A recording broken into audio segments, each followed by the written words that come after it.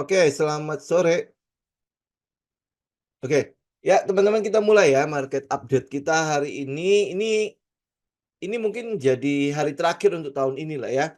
Jadi nanti kita mungkin akan ketemu tahun depan. Saya nggak tahu teman-teman udah mulai liburan belum ya. Tapi kalau udah ngerencanain liburan pasti teman-teman tahu lah betapa sepinya si market indeks harga saham gabungan dari minggu lalu sih sebenarnya ya. Terus sepi dari katalis, sepi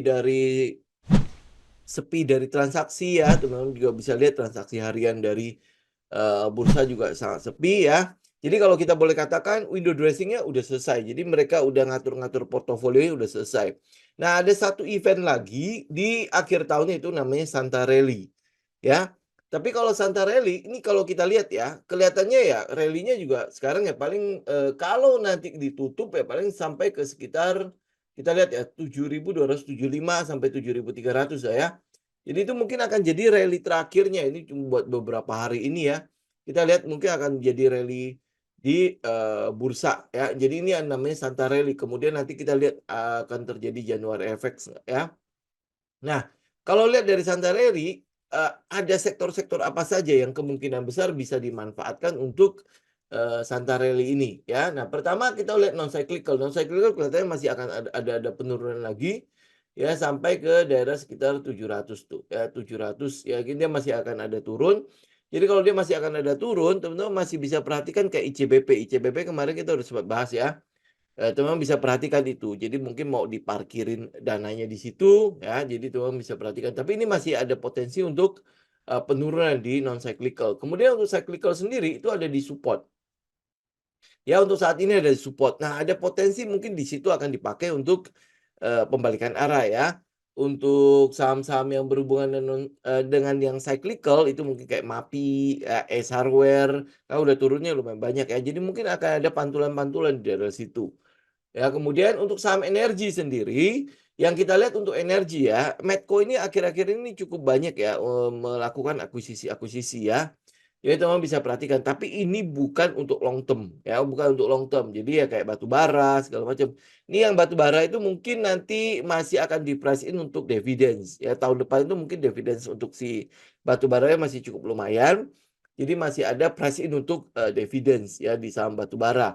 Kayak misalnya contoh kayak PTBA lah, kayak ITMG lah, terus habis itu ABMM lah dan sebagainya ya. Itu adalah saham-saham yang mungkin teman-teman juga bisa perhatikan. Tapi ada satu saham yang mungkin juga bisa teman-teman perhatikan untuk yang energi ya. Itu Seger, SGER ya. Tapi itu cuma price in untuk sampai ke dividen saja. Tahun depannya itu untuk batu bara sendiri kita masih belum melihat ada katalis apa yang bisa menggerakkan itu ya. Karena dari COP28 itu sudah memutuskan untuk mengurangi energi fosil ya. Nah, ini kira-kira berhasil apa enggak nih atau sampai tahun depan ya. Yang kita lihat memang untuk pemanasan globalnya sampai sekarang kan panas banget kan sekarang ya. Nah, apakah orang mulai lebih sadar gitu ya atau tetap begitu aja ya kita tinggal lihat. Tapi ini energi ini ya untuk sektor energi ini mungkin tidak akan terlalu panjang-panjang banget itu untuk swing-swing pendek saja karena bentar lagi juga udah kena plafon ya. Jadi ya makanya yang kita lihat itu lebih ke arah price in untuk dividen tahun depan karena target untuk batu bara juga tercapai bahkan lebih kan udah mulai lebih kan lebih dari target untuk ini loh penggaliannya. Jadi kalau targetnya capai ya walaupun harganya masih oke gitu ya masih di daerah-daerah sekitar 100 kan. Ya jadi itu masih cukup inilah masih cukup bisa memberikan benefit atau keuntungan kepada perusahaan-perusahaan batubara. Ya ini yang kita lihat ya. Jadi untuk price in buat sampai ke dividen. Jadi bukan untuk long term-nya karena cyclical-nya udah nggak di sini ya. Cyclical udah nggak di daerah sini. Oke. Kemudian industri ini masih belum ada kebangkitan sama sekali untuk industrinya. Jadi nggak usah dilihat saham-saham yang berhubungan dengan industrial. Jadi dia sendiri secara sektoral itu masih downtrend. Ya, kemudian untuk health, nah ini health yang saya bilang kemungkinan besar adalah tren sementara untuk pergerakan di farmasi, pergerakan di rumah sakit. Karena kalau kita lihat sektoralnya, dia kan setelah breakdown, setelah break ya, ini kalau kita cari daerah-daerah supportnya ya. Nah ini setelah dia break, ini kan teman-teman bisa lihat ya, break, sorry. Ya, nah ini setelah break kan dia bertahan di bawah situ. Jadi break kemudian best. Ya kalau ini kan breakdown ya, breakdown kemudian best. Jadi yang bisa jadi itu akan jadi sentimen-sentimen sementara. Jadi kalau lihat dah yang COVID yang naik naik cukup tajam, tapi gejalanya ringan, jadi cuma batuk, pilek ya, jadi kayak gejala lebih ringan daripada Omikron bahkan dikatakan ya. Jadi ya nggak akan gede-gede banget. Kemudian yang soal penyakit paru-paru itu, yang menyerang anak-anak di China itu memang udah masuk ke Indonesia, tapi kalau memang potensinya tidak ke orang dewasa, kelihatannya masih akan penyebarannya juga kayaknya masih akan biasa-biasa aja, tapi nanti kita tinggal pantau ya. Cuma kalau dilihat dari teknikalnya, ini sudah breakdown, jadi udah nge-base di atas, ya kemudian breakdown dan dia nge-base di situ. Jadi kalau kalau lihat dari teknikal, kelihatannya itu akan jadi sentimen yang sementara saja. Ya, jadi jangan terlalu dikejar-kejar lagi lah kalau teman-teman udah lihat Kimia Farma, Indofarma kemarin arah, terus habis itu mau kejar lagi, lebih baik tidak ya. Ya kita lebih sarankan adalah teman-teman tidak mengejar itu lagi karena itu tren paling untuk sementara doang. Hanya mungkin ya nggak ada mainan gitu loh di pasar ya. Oh nyari apa? Oh kebetulan banget farmasi itu ada di support. Oh dibikinlah pergerakan. Jadi biar mungkin bisa bisa keluar barang kali ya. Kita nggak tahu seperti apa. Tapi kalau lihat teknikalnya ini kelihatannya cuman tren yang sementara saja ya. Oke, kecuali ada kejutan ya. Ada kejutan apa gitu ya.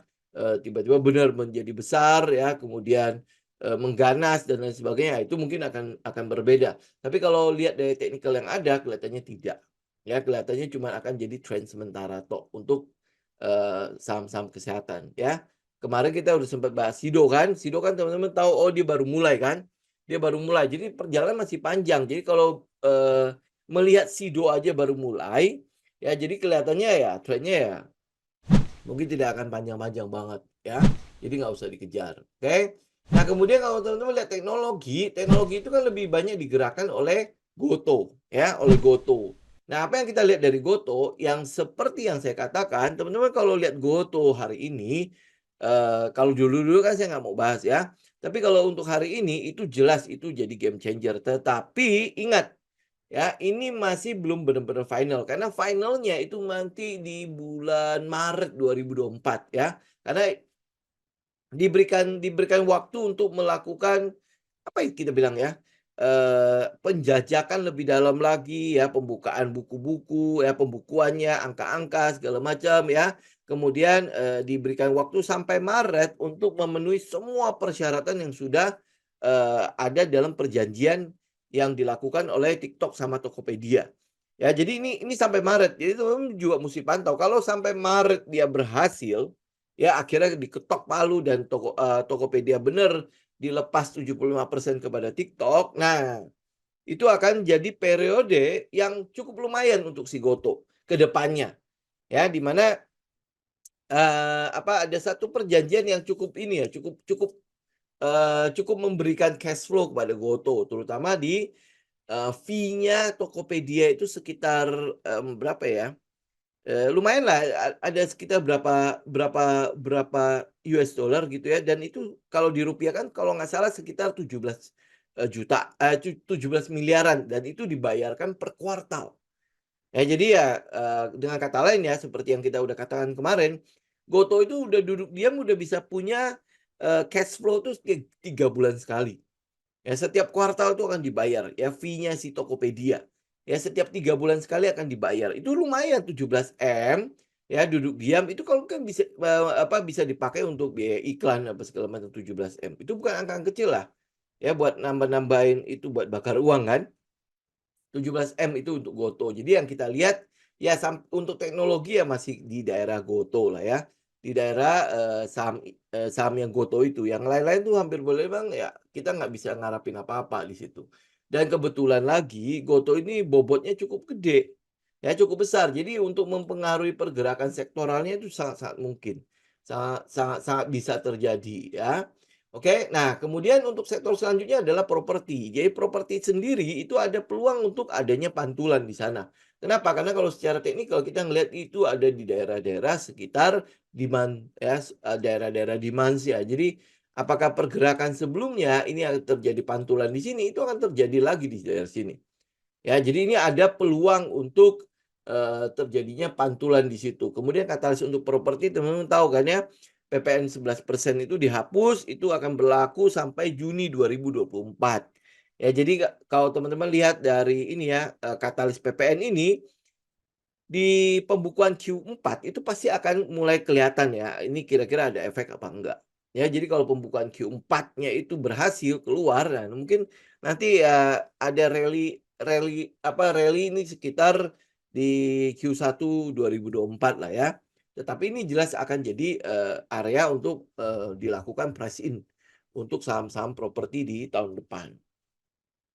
Ya, itu untuk properti. Nah, mungkin yang jauh lebih menarik kalau infrastruktur kan udah lumayan naik ya, teman-teman lihat Excel, Indosat ya, itu udah lumayan naik lah.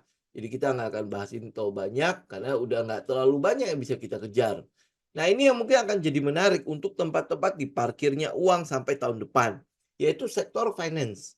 Ya, sektor finance. Nah, sektor finance itu digerakkan oleh beberapa saham ya, terutama kalau teman-teman lihat pergerakan yang paling besar terjadi di daerah finance itu adalah bank digital, ya kan? Bank digital. Jadi kalau lihat dari bank digital yang kemarin kita pick, yang menjadi stok pick kita itu adalah si Arto dan Agro, ya. Jadi dua ini. Kalau teman-teman dari dua ini pilih mana? Pilih Arto. Ya, pilih Arto. Kenapa? Kesesuaian setup kita. Ya, kesesuaian setup. Jadi kita akan pasti pilih Arto. Kemudian katalis untuk si Arto sendiri, kalau sampai itu terjadi, Tokopedia masuk ke dalam TikTok ya, 75% kan TikTok itu dipegang, Arto itu adalah salah satu yang pasti akan diuntungkan. Kenapa diuntungkan? Karena fasilitas keuangan ya, fasilitas keuangan yang jelas akan berdampak dengan peningkatan jumlah pengguna dan lain sebagainya ya. Itu jelas si Arto itu akan berdampak sekali, apalagi kerjasamanya dengan si Goto di Goto Financial ya, itu kan cukup tinggi. Kemudian di GoPay juga cukup tinggi kan. Nah, kita berharap adalah penyaluran kreditnya si Arto ya, penyaluran kredit si Arto itu akan jauh lebih tinggi gitu ya. Belum lagi fasilitas dana pihak ketiga ya, karena penggunanya otomatis akan bertambah kan. Yang kita lihat sejauh ini kesepakatan yang ada antara TikTok dengan Goto ya, dia tetap akan mempertahankan cara-cara bayar yang ada di Tokopedia. Nah, kalau cara bayarnya tetap seperti itu, kan sebenarnya efeknya ke Gojek ya. Ya GoPay ya, GoPay, jangan, kita nggak usah bilang Gojek lah. Ya GoPay, ya GoPay ini kerjasama erat banget dengan si Arto. Jadi ini akan jadi story-nya si Arto sendiri lah ya. Oke. Nah, untuk yang bank-bank konvensional yang kita ambil tuh apa? Pertama teman-teman bisa lihat BDMN ya, BDMN. Ini kita lihat memang untuk long term-nya ya BDMN lah yang mungkin akan kita lihat ya. Kedua itu BPKP. Ya, apalagi 2024 komitmen dari manajemennya sudah bukan Bukopin lagi, namanya KB ya. KB apa gitu deh namanya ya. Ya itu udah nggak ada unsur Bukopinnya lagi. Jadi 2024 komitmen dari manajemennya adalah untung. 2024. Jadi kalau kita lihat berarti turnaround-nya itu akan mulai berasa di 2024. Ya ini yang teman-teman juga bisa perhatikan untuk si BPKP. Kemudian untuk bank pemerintah itu adalah BBTN. Jadi 3 itu aja ya. Satu lagi sebenarnya BNGA ya, BNGA. Cuma BNGA kan sudah mengalami pergerakan yang lumayan kan. Ya, jadi ya kita mungkin masih akan ini ya, masih akan agak-agak sedikit waspada kan, apakah pergerakannya masih bisa lebih tinggi daripada saat ini atau enggak ya. Tetapi akan berbeda dengan BDMN, walaupun dia udah bergerak ya, tetapi dia masih di posisi yang masih cukup dasar ya. Masih di daerah-daerah dasar gitu ya. Karena kalau teman-teman lihat ya untuk si induknya si ini MUFG Danamon induknya, dia kan melakukan pembelian itu di daerah sekitar 9 ribuan kan. Ya, sekarang masih di daerah sekitar 2.700 BBTN. Jadi masih lumayan tinggi. Ya, maksudnya untuk upsize-nya, untuk reward-nya masih lumayan tinggi. Ya, ini untuk BDMN. Kemudian ada satu lagi BBTN. Ya, ini BBTN. Nah, BBTN teman-teman bisa cek sendiri lah. Ini kan adalah pattern namanya volatility contraction pattern kan, ya ujungnya pasti dia akan mengecil. Nah, pas ujung mengecil itu dia udah pasti money spot-nya kita. Ya, nah pas money spot itu apakah ada pergerakan, apalagi dia akan melepas bank syariah, belum lagi mengakuisisi bank muamalat ya. Jadi ini akan membuat si BBTN itu harusnya cukup besar ya. Belum lagi soal katalis dari PPN 11% untuk pembelian rumah, itu BBTN kan KPR-nya pasti harusnya akan berefek kan, akan berdampak kan untuk si BBTN. Nah, kita masih belum lihat ada pergerakan dari si BBTN memprice in story-story tadi ya, untuk dia akuisisi, pelepasan bank syariah, kemudian untuk yang peningkatan potensi peningkatan pada KPR dengan adanya katalis PPN 11%. Ya, ini yang kita lihat pada BBTN.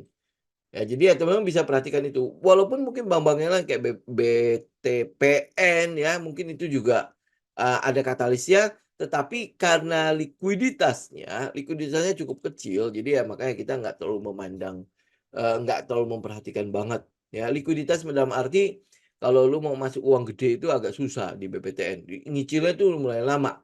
Termasuk nanti keluarnya juga nanti mungkin akan jadi masalah. Ya, maka dari itu ya kita nggak terlalu lihat. Karena udah cukup banyak lah, di situ ada Arto, di situ ada Agro, di situ ada BDMN, di situ ada BBTN, di situ ada BBKP. Ya kan? Jadi ya karena udah punya pilihan yang segini, kemudian likuiditasnya kita juga tahu lumayan, ya ngapain lagi cari yang nggak liquid? Ya, masuk nggak banyak. Kalau kita masuk sih gampang lah ya, lu mau masukin sebanyak apapun bisa ya, lu tinggal lu beli aja nanti harganya tinggal naikin sendiri kan. Yang jadi masalah kalau nggak liquid itu adalah jualnya. Ini yang kita nggak mau. Ya itu makanya kita memperhatikan sekali soal likuiditas di situ.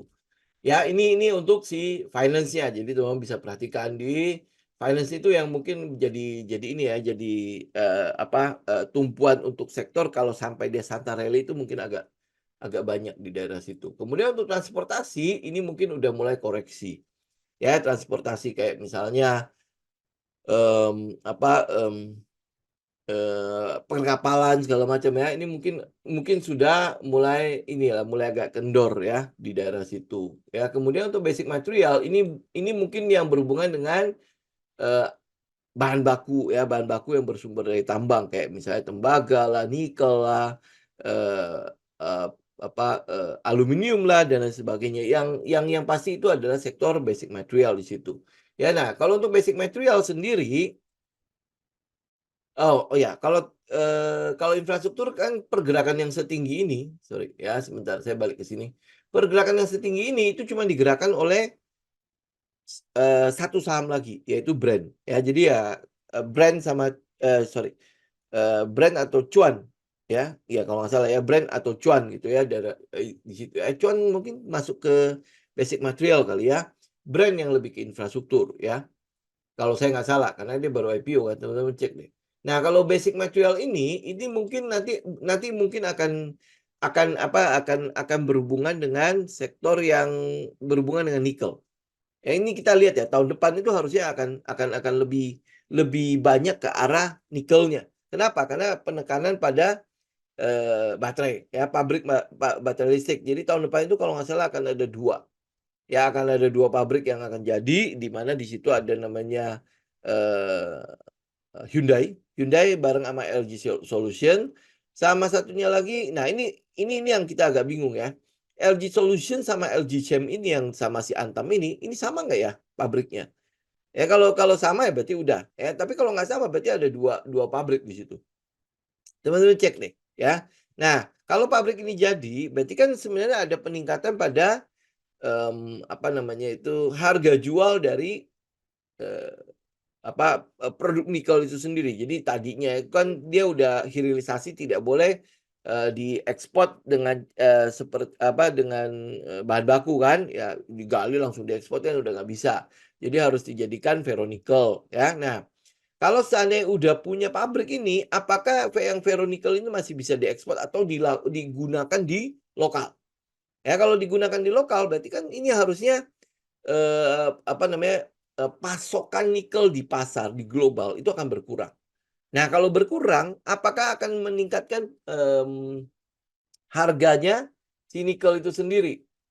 Ya nih kalau teman-teman lihat nikel futures-nya, ini pakai weekly aja ya, itu kan di daerah-daerah dasar banget tuh, di daerah dasar. Ya ini nggak tahu volumenya nongol nggak? Oh, nggak ada volume. Nggak ada ya, hampir tidak ada volume di situ. Nggak kelihatan volumenya ya, jadi volumenya itu benar-benar udah menipis banget nih. Nah, teman-teman lihat dari mana? Dari sejak Februari atau Maret ya. Maret ya sampai hari ini itu volumenya itu belum nongol sama sekali nih. Ya bisa bisa lihat sendiri ya di chat ya. Ini nggak ada volume sama sekali di nikelnya. Jadi apakah memang penggunaan nikel jadi berkurang atau seperti apa kita nggak tahu. Nah, apakah yang sebelumnya ini berarti terjadi penumpukan nikel ya sehingga penggunaan nikelnya jadi dikeluarkan karena masih banyak persediaan, jadi nggak melakukan pembelian di periode 2022 Maret sampai hari ini, ya berarti udah mau 2 tahun nih tidak ada pembelian sama sekali. Ya. Nah, ini yang saya bilang, apakah dengan adanya pabrik baterai listrik di Indonesia, pasokan nikel yang dari Indonesia itu juga akan apa ya namanya ya, juga akan menjadi berkurang. Nah, kalau pasokan berkurang, supply demand kan, ya kalau supply-nya berkurang, apakah demand-nya itu akan naik? Ya ini yang mau kita lihat. Kalau demand-nya mulai naik, nah ini mungkin teman-teman juga bisa perhatikan saham-saham yang berhubungan dengan nikel. Pilihan kita apa nikel? Pilihan kita kalau untuk nikel itu adalah si NCKL. Ya, kalau memang bisa dapat NCKL saja. Ini kan adalah perusahaan nikel terbesar ya, tapi di mana produksinya adalah yang terbesar di Indonesia. Ya ini yang kita mau lihat ya. Nah, dia nanti akan mengerucut sampai ke ujung. Ya nanti kita seperti apa. Ya ini teman-teman bisa perhatikan patternnya lah ya. Itu kan adalah volatility construction pattern juga kan. Nah sampai ujungnya nanti dia break atas atau bawah. Apa nanti akan ada manuver dulu ke bawah baru ke atas atau seperti apa. Ya. Oke. Nah saham yang kedua untuk berhubungan dengan nikel itu adalah teman-teman bisa lihat DKFT. Ya, ini adalah saham yang kita bilang underdog ya. Seringkali tidak diperhitungkan oleh pasar ya. Apa yang kita lihat ini? Ini daerah sini nih, daerah bawah. Ya kan dia udah turun nih. Pergerakan turunnya. Nah, ini sampai ke daerah sekitar berapa ini? 99 sampai ke 103. Ya, jadi ini daerah kotak merah ini nih. Ya, kotak merah. Kalau yang kotak atas itu saya udah buang karena udah ketutup. Ya, nah ini adalah area yang kita mau tunggu untuk si nikel sendiri. Ya, tapi tinggal yang kita perlu perhitungkan adalah story-nya, ya, story-nya. Kalau untuk DKFT sendiri memang kita lihat turnarounds untuk eh, untuk fundamentalnya, turnaround sendiri ya. Kenapa turnarounds? Karena waktu digalakkan untuk hilirisasi dia nggak punya smelter. Ya, karena dia nggak punya smelter makanya tidak bisa melakukan ekspor. Nah, kalau tidak bisa melakukan ekspor, maka itu berapa selama 2 tahun kalau tidak salah, dia tidak ada penjualan sama sekali. Nah, 2 tahun belakangan ini atau setahun atau 2 tahun belakangan ini ya, tahun lalu sampai hari ini itu dia sudah mulai bisa melakukan ekspor di mana dia membeli smelter kan. Ya, dia membeli smelter ya, ke pembelian pertama kan kalau nggak salah cuma sekitar 35%. Oke, 35%. Kemudian rencana mereka kan ada nambah untuk yang ini ya, untuk yang smelternya kan. Nah, karena dia punya smelter sekarang makanya dia melakukan sudah bisa melakukan ekspor. Ya, jadi udah ada pemasukan sendiri. Jadi itu udah rasa-rasa turnaround-nya udah pasti gede banget. DKFT kurang liquid enggak, Pak? Cukup liquid kok. Ya, cukup liquid di situ. Oke, nah ini adalah DKFT. Kalau teman-teman mau lihat kayak Harum ya atau ICL, sama satu lagi adalah KKGI kalau nggak salah ya, KKGI. Ya ini juga jarang-jarang dibahas, tetapi kalau kita mau lihat itu adalah pergerakannya kayak gini. Ini kan udah nge-break. Nah, ini udah di daerah support lagi. Nih ya. Dia di daerah-daerah sekitar support. Nah, apakah akan terjadi ledakan di situ atau dia terus turun? Ya ini KKGI. Ya karena dia untuk yang sektoral nikelnya kan baru mulai kan. Ya baru mulai. Selama ini kan gedenya di batu bara. Ya. Nah ini yang kita lihat untuk penurunan ini lebih ke arah pricing untuk si batu bara gitu. Oke. Ya, ini paling untuk, semua sektoralnya ya, makanya yang tadi saya bahas ya. Yang teman-teman bisa perhatikan adalah finance ya, kemudian ada peluang untuk, terjadinya, buy on support itu di properti ya, di properti kemudian di daerah basic material, gitu. Ya, terutama yang berhubungan dengan nikel kalau untuk basic material. Oke? Itu ya, oke, ini apa ya, dikatakan bahwa market discount everything. Oke, jika kita tidak bisa mencari atau menemukan alasan naik atau turunnya harga saham, apakah analisa teknikal bisa jadi acuan? Oke, jadi gini, kalau kalau gini ya, misalnya contoh ya kayak kemarin kita lihat ya kayak perjanjian si Gotoh, ya perjanjiannya Gotoh. Kalau teman-teman membahas perjanjian Gotoh karena kita bukan ahli ekonomi, bukan ahli dalam hal apa ya, membaca, syarat-syaratnya dan mungkin informasi perjanjiannya kita juga nggak akan dapat full kan, ya. Nah, apa yang teman-teman lakukan, yang teman-teman lakukan ya udah pasti, kita lihat kembali ke technical. Technical udah pasti jadi acuan kita, ya, pada saat kita meragukan story-nya, ya, pada saat kita meragukan story-nya. Apakah itu jadi sell on news atau apa gitu segala macam. Nah, kalau teman-teman melihat si Gotoh itu kan masuk banget ya dengan setup-nya kita kan. Dia udah spring, kemudian dia udah melakukan proses akumulasi, masih di set 1. Dan apa yang terjadi sekarang itu lebih ke arah LPS kan. Nah, karena itulah makanya saya berani untuk masuk. Teman-teman tahu kan, dulu saya anti sekali ngomongin soal Gotoh, beli-beli segala macam kan. Itu saham hampir boleh nggak ada gunanya. Kenapa nggak ada gunanya? Karena sampai hari ini kan masih bakar uang. Nah, kalau lu nggak punya injeksi dana, di mana si, capital venture itu sudah men-stop dana, ya. Bahkan SoftBank yang merupakan capital venture yang begitu besarnya aja dia stop. Nggak mau lagi cari-cari, startup kan. Kenapa? Karena era suku bunga tinggi. Nah, kita nggak tahu nanti kalau 2 tahun lagi di mana The Fed itu akan mulai turunin suku bunga, Bank Indonesia akan mulai turunin suku bunga. Nah, ini capital venture ini bisa nggak dapetin kredit lagi mau injek ke startup yang ada, nah kita nggak tahu. Tetapi dengan masuknya TikTok kemudian dari serangkaian perjanjian-perjanjian yang ada, kok membuat saya melihat bahwa, kayaknya Gotoh ini punya peluang, punya kesempatan untuk turn around, ya, punya kesempatan untuk turn around. Nah, dikonfirmasi oleh teknikalnya, itu, dikonfirmasi oleh teknikalnya. Nah, apa yang kita lihat dari teknikal, ya dia setup-nya sesuai. Ini sekarang dalam proses LPS kan, ada di fase D. Ya, dan posisi teknikal semua itu cukup oke, gitu loh. Ya, semua semua pas kan, ya. Nah, ini garis merah ini kan bukan saya baru taruh setelah setelah apa, setelah, si Gotohnya nyentuh, nyentuh ini kan, nyentuh 81 baru saya taruh, enggak kan, ya teman-teman bisa lihat kembali ke ulang kan. Bahkan area yang mau saya tunggu itu kan di daerah 73, 78. Ya, 73, 78. Kenapa saya taruh di 81? Karena itu gap yang kebuka sebelumnya. Ya, lah kok dia nutupin gap, ya nutupin gap, ya udah habis itu udah selesai berarti nggak ada utang lagi ke bawah kan. Ya kalau dia nggak ada utang lagi ke bawah, nah story-nya tetap utuh dan diupdate terus. Diupdate terus, apalagi nanti kalau dia sampai bisa nge-break 116 berarti saya udah tahu, oh saya confirm ini 81 ini adalah low-nya, ya. Nah berarti kan sebenarnya pergerakannya masih oke. Ya kalau dibilang, "Oh, market discount everything." Ini apakah sudah mencerminkan apa yang sudah terjadi pada Gotoh saat ini? Ya kalau teman-teman lihat, Gotoh itu layak banget untuk jadi gocap, bener nggak? Kayak Blibli juga sebenarnya Bukalapak juga sebenarnya layak banget untuk jadi gocap. Kenapa? Karena nggak ada bisnisnya lagi yang jalan. Kalau Gotoh itu untuk Tokopedia masih jalan, Gojeknya masih jalan. Tapi di lapangan teman-teman bisa lihat ya keluhan pada ini ya, Gojek-Gojek yang ada kan, pemasukannya turun, kemudian udah mulai dikenain admin, potongannya udah mulai gede, ya kan? Kita lihatnya seperti itu kan, berarti penurunan banget ini. Nah, kalau tidak ada injeksi dana, dia nggak bisa memberikan sesuatu yang menarik untuk kita menggunakan itu lagi.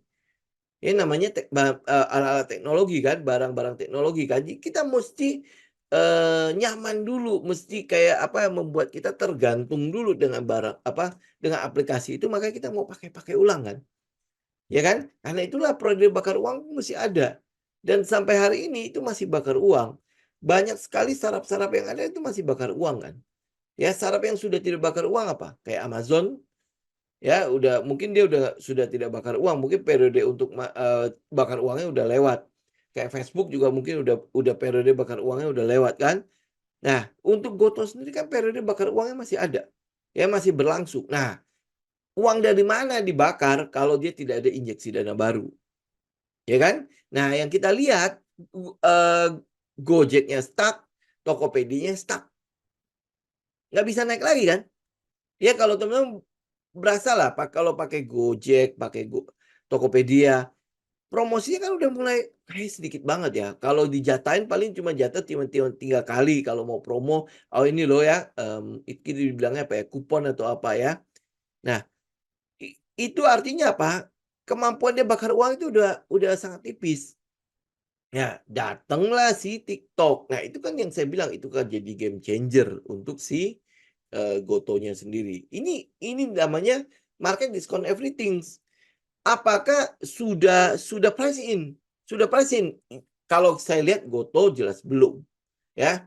Jelas belum price in. Kenapa? Karena perjanjiannya belum mulai. Ya belum mulai transferan dana segala macam belum dilakukan, ya. Kenapa? Karena itu ternyata masih berlangsung habis perjanjian ini kayak, ini koreksi saya kalau salah ya. Habis letter of intent, terus habis itu MOU dulu apa letter of intent dulu ya. Ya kayak habis itu baru ditandatangani perjanjian, kemudian, setelah perjanjian ditandatangani ini namanya apa gitu saya lupa. Dia akan mulai proses pembukaan buku-buku ya, angka-angka di dalam pembukaan mereka. Apa saja yang harus diperbaiki, algoritmanya apa segala macam ya. Oh MOU ke LOI ya. Nah habis itu kan dia mulai tuh ya, mulai nanti, lihat nanti gimana hitungannya bener nggak apa ini ya. Mulai dibuka kan bukunya kan. Nah setelah itu baru benar-benar dilakukan agreements, apa itu namanya, pokoknya istilahnya mereka lah ya. Nah habis itu baru sign, itu setelah dia benar-benar ditandatangani itu baru proses pembayaran segala macam itu dilakukan.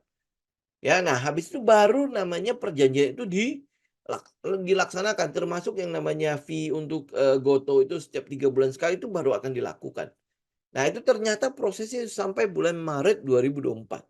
Apakah sudah pricing? Jelas belum. Ini market sedang menuju ke sana. Ya ini perjanjian kira-kira oke nggak ya? Oh nanti nanti mungkin Januari pasti akan ada ini kayak konferensi pers ya gimana gimana update-nya dan sebagainya. Pada saat dia-update itu kan mulai lagi tuh ya, ada naik dulu naik dulu naik dulu. Sampai nanti akhirnya desain. Nah pada saat desain ya benar-benar udah perjanjian mulai, nah itu udah market discount everything. Lu baru masuk daerah situ, itu udah nggak pas. Ya sama kayak, kejadian di Delta Dunia Makmur, ya kan. Delta Dunia Makmur kan naik terus tuh. Kenapa? Karena dia akan mengakuisisi sebuah tambang.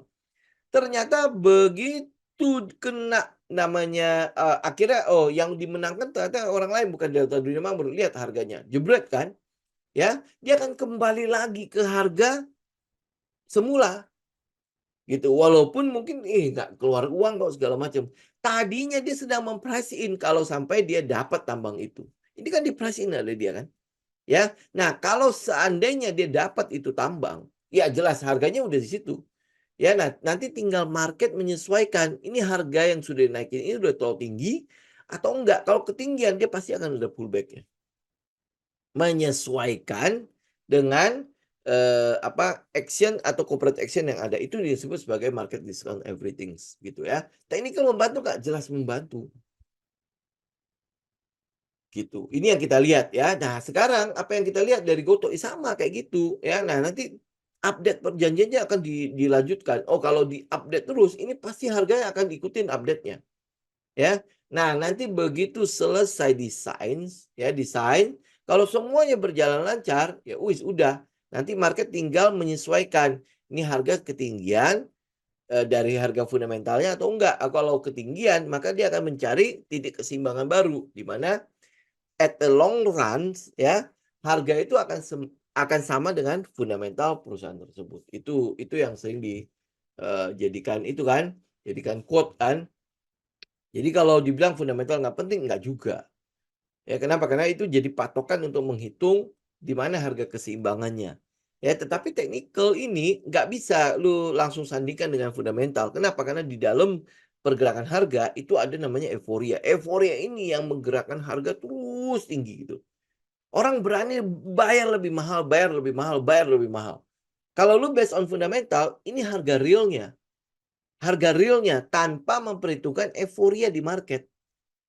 Ya, nah sama kayak gini deh, waktu nih, teman-teman masih ingat nggak waktu zamannya batu akik? Ya, waktu batu akik, waktu tren batu akik. Itu kan sebenarnya batu yang nggak penting banget gitu kan. Ya, kalau boleh dikatakan kan. Tetapi dibuat berharga oleh sekelompok orang kan. Maka akhirnya itu apa? Oh, batu ini bagus. Oh, nanti dikasih kriteria-kriteria lah. Kalau memenuhi kriteria nanti dia bisa naik lagi harganya. Digoreng terus kan. Ya, sampai akhirnya apa? Tren batu akik itu berlalu. Ya, pada saat tren itu orang berani membayar itu jauh lebih mahal, jauh lebih mahal. Apalagi dikasih story-nya. Dalam batu akik itu coba lihat ada gambar-gambar kayak naga lah segala macam kan. Walaupun mana naganya? Gue nggak lihat itu. Oh, tapi sekelompok orang oh iya benar ini naga. Oh, digoreng terus kan. Ya, ditambahin lagi bumbu-bumbu kan sehingga harga dari batu itu berani orang bayar lebih mahal, lebih mahal, lebih mahal, lebih mahal lagi. Gitu kan? Kenapa? Karena ada persepsi, ada euforia di situ. Tapi begitu euforianya lewat, jangan bilang dia ngeliat naga lagi. Ya, itu paling cuma urat-urat itu bisa langsung dibuang walaupun dia udah beli mahal banget. Nah, itu yang terjadi pada technical. Itu yang terjadi pada technical ya. Nah, nanti dia akan naik kan karena digoreng terus, dikasih bumbu terus. Nah, sampai akhirnya wis udah ya, udah kejadian nih. Tek itu semuanya udah kejadian, semua itu udah terang benderang, data-datanya udah terang benderang ya. Apa yang terjadi pada market? Ketinggian nih belinya. Nah, mulai mereka lepas ya sampai ke harga fundamentalnya. Ya, dibilangnya harga wajar. Gitu. Itu yang disebut sebagai market discount everything. Jadi technical bisa kita pakai sebagai acuan pada saat kita ngelihat data itu belum jelas. Ya, data itu belum jelas. Jadi kita ikut. Oh, lu euforia juga kita ikut. Ya, ingat ya, balik lagi semua itu harus ada setupnya. Jadi nggak bisa sembarangan lu ikut. Ya, nggak bisa sembarangan. Oh, ini kan nanti bakalan begini ya. Oh, udah gue tinggal masuk aja. Nggak bisa. Lu harus tahu setup lu di mana masuknya. Ya, setupnya harus masuknya gimana. Jadi bukan karena, oh kayaknya nanti akan ada euforia, nanti akan ada begini, oh udah kalau gitu hajar aja masuk. Nggak bisa. Ya, nggak bisa. Maka dari itu, kenapa dibilang sebagai seorang trader, lu mesti dari awal tahu apa yang lu lakukan, lu harus punya setup, lu harus punya strategi. Ya, jadi nggak karena trader itu kayak kayak kita bilang kan, selalu kita bilang kan, itu seperti seorang prajurit. Lu nggak mungkin tiba-tiba lu baru daftar, lu baru diterima menjadi tentara, tiba-tiba langsung dimasukkan, dikerahkan ke dalam medan perang. Itu jelas mati konyol kan. Ya kan? Gitu kan? Itu pasti dilatih dulu, digembleng dulu, dijeli, dibekali oleh semua keahlian yang lu perlukan untuk bertahan hidup. Ya, benar ya? Nah, demikian juga dengan trader. Lu nggak bisa langsung tiba-tiba kucuk-kucuk datang ke market. Udah, yang penting kan cuma klik buy dan sell kan? Gitu kan? Enggak, tidak sesimpel itu. Ya, dan tidak sesimpel yang cuma gue kan tahu technical. Ya, gue tahu technical, gue tahu ini uptrend, ini downtrend, gue tahu ini support, ini resisten, apalagi gue tahu MACD, gue tahu Bollinger Band, gue tahu apa Ichimoku Cloud, ya bla bla bla segala macam, lu tahu itu semua. Tapi kenapa lu masih rugi? Ya, ternyata trading itu nggak cuman melulu cuma di sisi technical. Lu cuma butuh satu teknik. Lu cuma butuh satu strategi dan lu tahu winning rate dari strategi itu. Udah cukup. Nextnya apa? Lu tahu bagaimana mengendalikan resiko. Karena lu tahu bahwa strategi ini tidak 100% akan memberikan lu keuntungan. Ya, saya sering katakan kok, kalau ada satu strategi yang berani diklaim orang, kalau ini adalah winning rate-nya 100%, gue akan jual semua barang gue beli itu strategi. Gue akan jual semua barang gue beli algoritma itu. Ya, 100% kok. Ngapain lu pusing? Jual aja semua, beli dulu. Ya udah pasti gue bisa membeli membeli balik semua yang gue jual itu di kemudian hari. Karena winning rate-nya 100%. Ya kan? Karena tidak ada, maka dari itu kita tahu bahwa risk management itu menjadi penting. Ya, risk management, manajemen resiko, manajemen keuangan itu menjadi sesuatu yang penting. Ini input kita loh, input awal kita. Output lu pasti benar kalau input lu benar.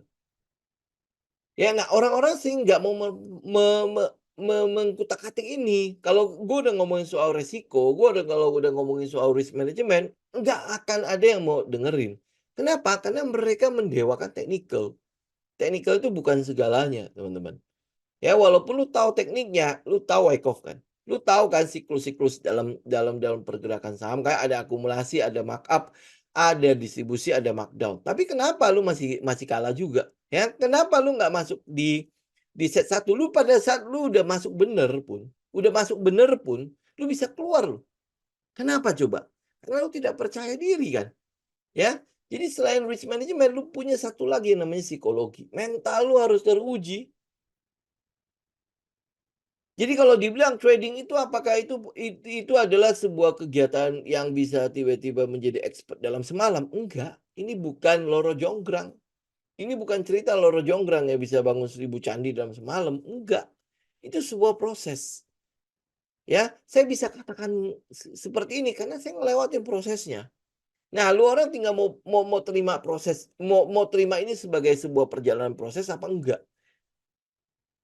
Ya, nah kalau lu mau terima itu, maka lu coba perhatikan resikonya. Lu coba perhatikan mental gua gimana, udah teruji belum? Karena at the long run, ya semua saham yang kalau lu biarin tidur, kalau lu udah belinya tepat, itu pasti bisa mencapai apa yang menjadi target yang lu mau. Gitu ya, makanya ini, saya lupa siapa gitu ya, ada analogi yang sangat bagus banget ya. Lu udah tahu nih ya, sebuah properti itu pasti bagus. Ya, lu punya target misalnya 5 tahun kemudian rumah ini yang gue beli itu akan, mungkin naik jadi 5 M lah ya, lima miliar gitu kan. Nah sekarang harganya berapa? Harganya 1 miliar. Harganya 1 miliar, ya kan lu tahu bahwa ini prospeknya bagus ya, lu lihat lokasinya itu keren banget. Anggaplah lu beli di daerah Gading Serpong lah ya. Gading Serpong lu beli di daerah, ya ini ceritanya udah di segitiga emasnya lah ya. Di tengah-tengahnya, di mana perkembangannya udah mulai, wah gimana kan. Nah harganya masih 1 M. Ya udah lu beli kan. Nah lu harapin apa? 5 tahun kemudian itu bisa jadi 5 miliar. Bener nggak ya? Nah 1 tahun kemudian itu benar, itu naik menjadi 1,3 atau 1,4 miliar. Berarti kan sebenarnya progresnya itu udah benar kan? Ya, progresnya udah benar. Bener nggak ya? Tetapi yang jadi masalah banyak sekali orang yang udah tahu progresnya udah benar. Waktu rumahnya ditawar lebih murah, dia bisa jadi dia lepas loh. Coba cari tahu kenapa dia dia mau melepas, rumahnya. Ya, saat itu pasti dia memaksakan diri untuk membeli rumah 1 M, padahal keuangannya nggak cukup. Ini input loh ya, ini inputnya. Ya, bisa jadi itu waktu itu lu maksa, ya lu maksa beli, padahal ini semua trennya udah oke, udah udah sesuai dengan perencanaan lu. Tetapi karena modal yang lu pakai untuk membeli rumah itu bukanlah modal yang benar-benar dingin, yang benar-benar udah lu siap gitu ya untuk 5 tahun ke depan, gua udah tahu nanti udah sampai ke 5 M, harga 5 M, baru gua jual. Gitu, tetapi pas 1 tahun berjalan, udah jelasnya sih udah naik jadi 1,4, tapi lu berani lepas itu menjadi 800 juta. Kenapa coba? Ya kenapa? Karena gue butuh modalnya. Gue butuh capital itu balik. Nah, gue butuh saat itu. Jadi akhirnya memaksa lu untuk menjual, rugi. Itu terjadi kan, banyak sekali terjadi di trading kita. Lu udah tahu trade semua udah oke, cuma sekarang lagi menunggu. Tetapi apa yang bisa lu katakan, modal yang lu pakai untuk membeli saham itu adalah uang dapur yang kalau gua nggak keluarin, habis nih. Gitu kan? Ya itu kan risk management lu. Ya akhirnya mempengaruhi mental lu. Begitu lu, "Ah, ya ampun, gua kan beli 1 M ya, gua jual 800 juta ya." Lu udah mulai hilang 200 juta. Lu merasa bahwa, gila lu rugi itu. Apa yang lu lakukan? Gua harus balikin rugi gua 200 juta.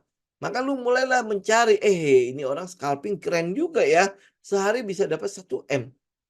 Ah, gue mau pakai tekniknya dia. Dia lupa ya modalnya bisa 10M, 20M. Ya kan? Makanya kalau 10, 20M itu kan cuma 10% doang dari modalnya dia ya. Ya, dia pakai uang 100 juta mau ngarepin 1M, jelas nggak mungkin punya kejadian. Gitu kan? Tetapi karena mentalnya sudah mau balas dendam, ya akhirnya bubar kan. Semua tradingnya itu akhirnya nggak jadi. Itu inputnya. Input lu salah, output lu pasti salah. Ya makanya story tentang dewa keberuntungan itu teman-teman pakai deh. Ya nggak usah takut soal kesempatan nggak pernah datang. Yang nggak usah takut bahwa, "Ih, modal gue kecil banget ya, kapan gue kaya ya, kapan gue bisa berkelimpahan di dalam trading ya, kok orang itu bisa naik Mercy, bisa naik BM, bisa naik Ferrari, segala macam. Gue pengen dong seperti mereka," gitu kan. Nah, pengennya dalam waktu singkat, nggak bisa. Kesempatan itu memang selalu ada di market, lu nggak usah takut, yang penting apa, jalan lu menuju kepada tujuan lu itu benar di awal. Inputnya itu loh, ya input lu bener, lu udah tahu risk management, oh gua udah tahu strateginya ya, strategi gua, setup gua itu cuma menghasilkan 45% lah. Ya winning rate-nya. Artinya kalau gua 100%, 10 kali trading, gue tahu gue paling cuma bisa menang 4 kali, 6 kalinya kalah. Ya. Nah, tapi dalam 4 kali menang itu, ya ini bisa bisa nutupin 6 kali kalah. Berarti apa yang gua harus lakukan? 6 kali kalah gua ini harus menjadi small loss. Kerugian-kerugian kecil itu nggak bisa tidak akan menjadi kerugian yang besar. Ya, sehingga nanti kalau gua dapat 4 kesempatan, gue berhasil menjambak itu dewa, ya. Nah, ini 4 kesempatan itu bisa nutupin semua kerugian gua yang 6 itu. Ya, itu mesti clear dulu di awal. Ya, itu clear dulu. Ini untuk ngelatih nanti akhirnya mental lu siap gitu loh. Lu udah tahu apa yang sedang lu lakukan. Perspektifnya lu, mindsetnya lu itu udah clear bahwa memang memang dalam trading itu gua nggak bisa dibilang 100% gue pasti menang. Berarti gua harus siap adanya kekalahan kalau seandainya apa yang gua analisa itu tidak disetujui oleh market. Nah, pada saat dia tidak disetujui oleh market, ini kerugiannya berapa gede? Ini yang harus lu hitung di awal. Oh, ini kerugian udah kerugian kecil. Wis udah.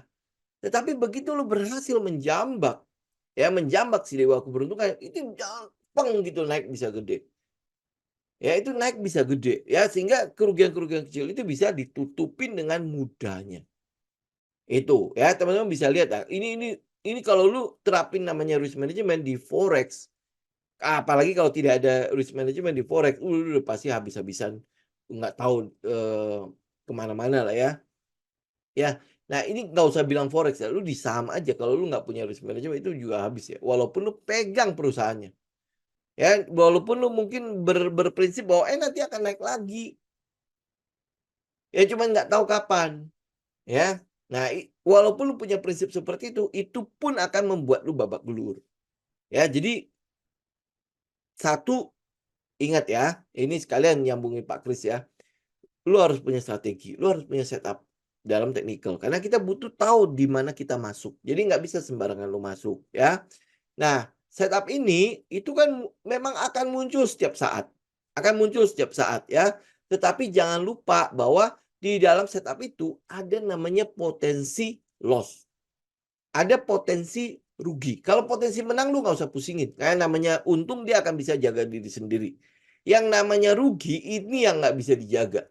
Karena kalau lu biarkan dia terus rugi, maka uang lu habis. Ingat itu ya, maka uang lu habis. Ya, karena itu lu mesti jaga dia. Agar ini menjadi kerugian-kerugian yang kecil. Oke? Dengan lu bisa menjaga itu menjadi kerugian yang kecil, mental lu terlatih. Psikologi lu terlatih, perspektif lu nanti juga terlatih. Jadi lu tidak akan melihat bagaimana caranya gue dari 1 juta jadi 1 miliar. Tapi nanti lu akan jadi, 1 juta bagaimana jadi 10 juta.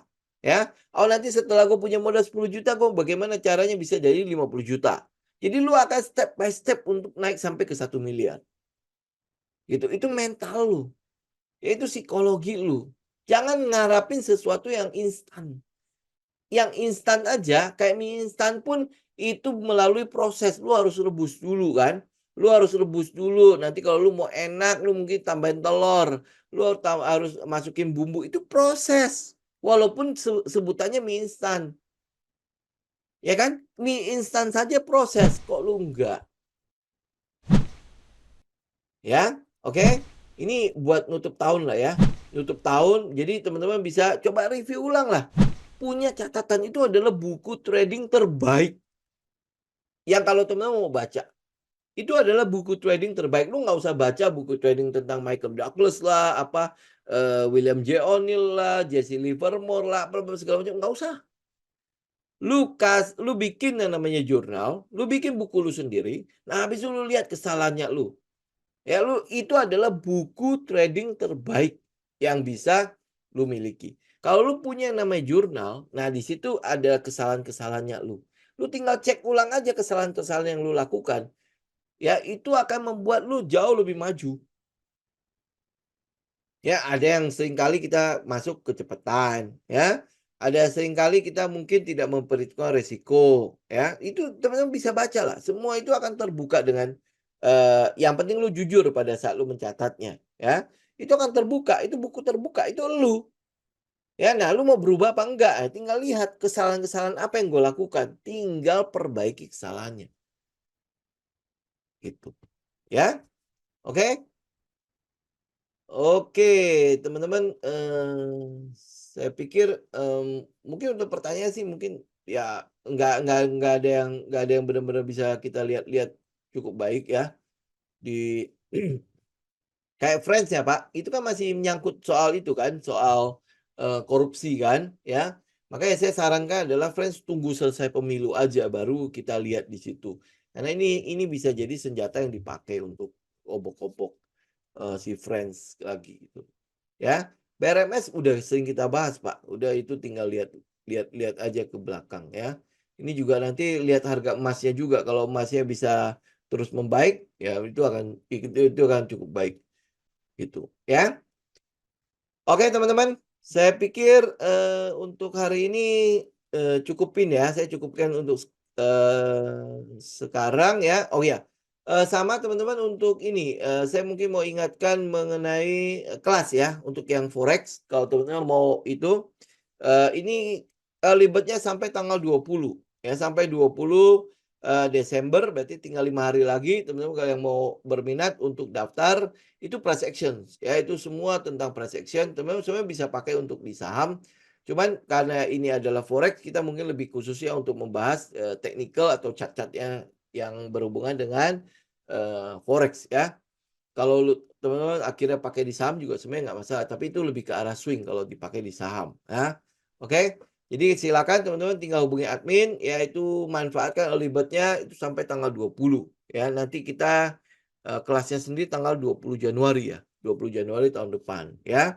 Nah, kemudian saya mungkin sekalian umumin ya, mungkin untuk minggu depan sampai akhir tahun, karena saya harus pergi, saya nggak tahu nanti apakah ada kesempatan untuk update atau enggak, tapi kalau ada saya umumin di tele ya. Tapi kalau tidak ada, berarti kita akan ketemu langsung di tahun depan ya. Oke, teman-teman, semoga bermanfaat untuk review kita hari ini ya. Kita akan ketemu lagi tahun depan. Ya saya katakan tahun depan aja lah ya, daripada nanti saya janji-janji ternyata nggak bisa kan. Forex trading-nya di mana, beda oh pasti beda dong Pak, Bu, ya. Ini, kita pakai broker yang, broker forex ya, yang kita pakai itu kebetulan kita kerjasama sama Monex. Bukan Monex, sekarang namanya MEFX ya, MEFX. Jadi, tanya ke admin aja. Ya, udah pasti beda dengan akun saham. Libur nggak ada posisi. Kebetulan saya ada posisi, Pak. Ya, ada posisi, tapi memang itu posisi-posisi yang aman ya, kayak misalnya Cleo. Cleo kan memang saya masih liatin ya. Kayak LP kalau misalnya dia jebol MA50 juga saya pasti akan keluar. Kemudian saya masih punya KETR, Goto juga saya masih punya. Ya, ya udah, saya udah simpan itu untuk ngelewatin tahun ya. Kalau teman-teman lihat dulu lah, lihat trennya ya. Kalau enggak ya teman-teman parkir di tempat yang aman. Kalau enggak ya udah kosongin posisi. Gitu. Nanti tinggal tahun depan lagi kita baru mulai lagi. Ya, tapi yang sejauh yang kayak saya lihat tuh ya posisi untuk porto saya ya, masih cukup aman lah. Ya karena masih cukup aman, pasti saya masih pantau kan saya masih pegang handphone kan, nggak mungkin libur, sampai full kan, pasti masih masih pegang-pegang juga, gitu ya. Pasti saya masih akan tengok-tengok. Tapi kalau teman-teman mau aman ya, apalagi, pergi ke daerah-daerah yang agak, kurang bagus ya, sinyal WiFi-nya lebih baik sih nggak ada posisi. Ya lebih baik tunggu sampai dia benar-benar, nanti tahun depan baru mulai lagi juga nggak masalah. Ya toh masih akan di situ-situ aja, yang kita lihat tuh memang masih cukup sepi marketnya, ya. Oke, baik teman-teman, sampai di sini, sampai ketemu tahun yang akan datang ya. Happy holiday, selamat hari Natal, dan selamat tahun baru juga buat teman-teman yang ngerayain. Oke, ya, oke saya izin pamit ya. God bless semua.